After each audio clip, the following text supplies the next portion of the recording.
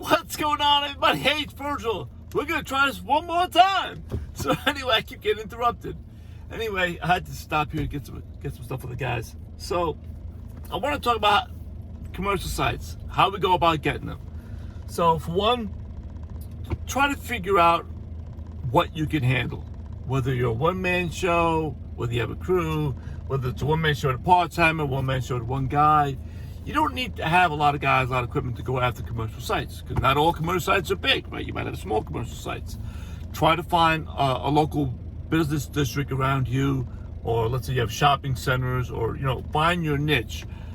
That was one thing that one of the things I learned the hard way a long time ago was I wanted to find, well, again, just me, I wanted to find my niche, what I wanted to go after. Let's say you just want to go after, like me, I just want to go after shopping centers, just want to go after business parks. There's some guys out there, not me, but there's some guys that all they want to do is focus on HOAs or nursing homes or rehab facilities, or doctors, those are really small, be doctor's offices.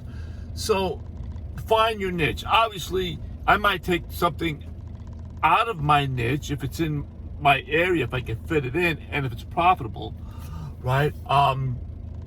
But find out, first of all, find out what you can handle size-wise with the equipment you have and with the manpower you have. Don't get caught up in, you got to get the new X-Mark, you got to get the new Toro. Listen, you might not, new mowers today are expensive. You might not be able to afford it right now, right? If you can't afford it, and let's say you can only afford something used, or you can only afford, let's say you want something new, but you can't afford a $15,000 Skag or an X-Mark.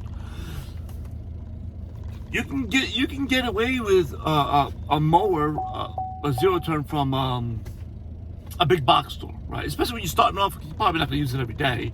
I mean, especially if you're going doing small stuff. I don't know if you can put a chute blocker on it, or if you can make a chute blocker for those. But use what you can afford.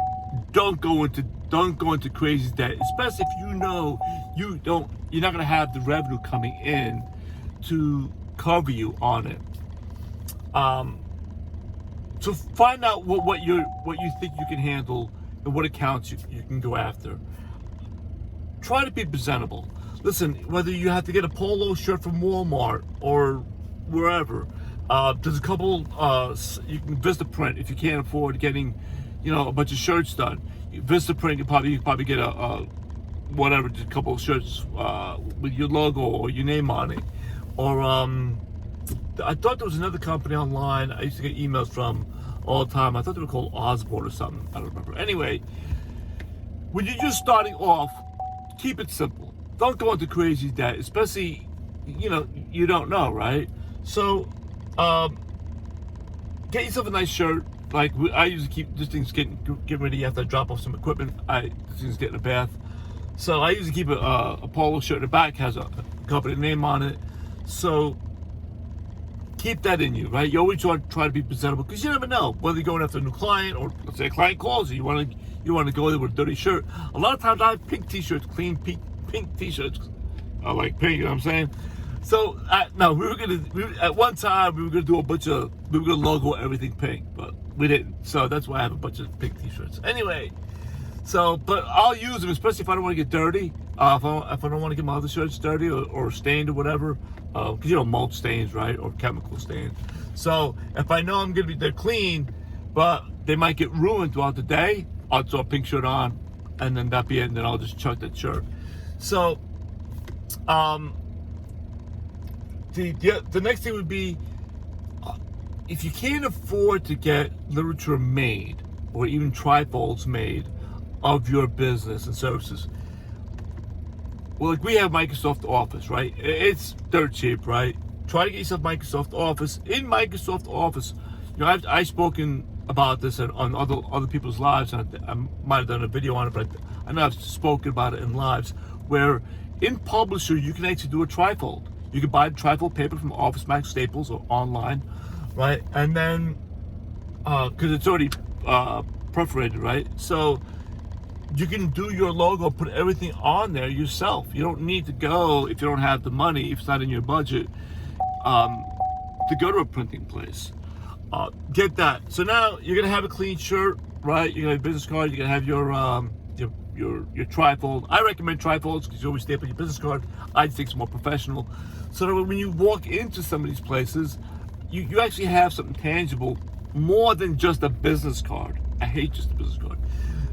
That you can leave on there, because business cards can get lost, whatever. So, I know at least with the trifold, they can read more about you, about your company, about your services, maybe your faith, your equipment, or whatever.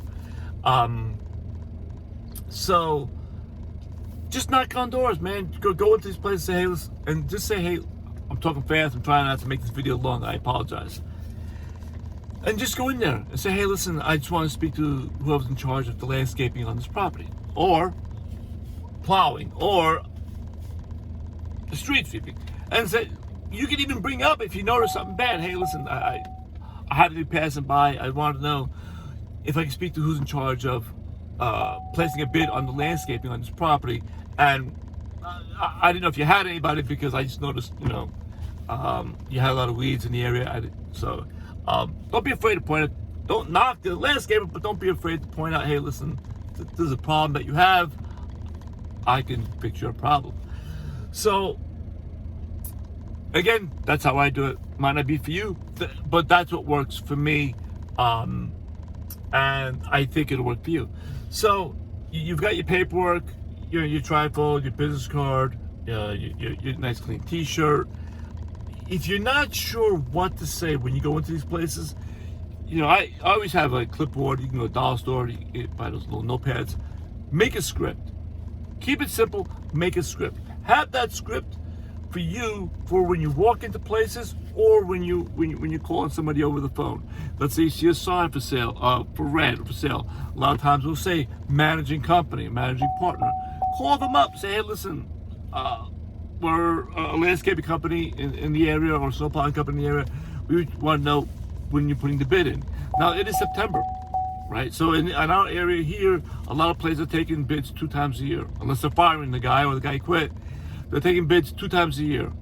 And it's usually August, September into October. But most of the time, by the end of September, they know who they have. And then you might have some bids that come up in February. The other thing about bidding is never take it personal. It is not personal. You're not going home with these people, right? And I know it's hard mentally, but just try not to take it personal, right? So basically, like I said, you'd go in there. I just want to speak to. I was wondering if you can tell me who's in charge of landscaping on this property. I just wanted to put a bid in, and try to. And again, just my opinion. Just try to make it more friendlier. You don't have to be all stiff about it.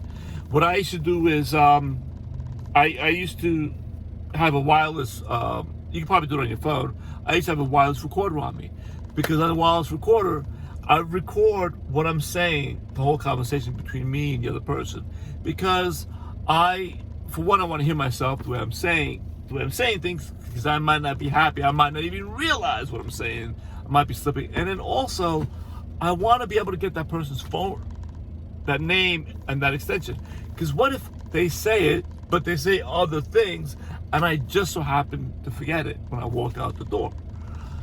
That's why I record it sometimes, so I can just replay it. And I think that's pretty much it. Try to focus on what you can handle, what equipment you have, and manpower. Try to have a t-shirt, or a polo shirt. Try to have some kind of literature, something that you could leave. I always recommend a trifold. Your business card is stable to a trifold. And again, you can print it yourself if you can't go to a printing place. And try to keep it simple, and try not to take it personal. Anyway, I hope that helps. Let's get back.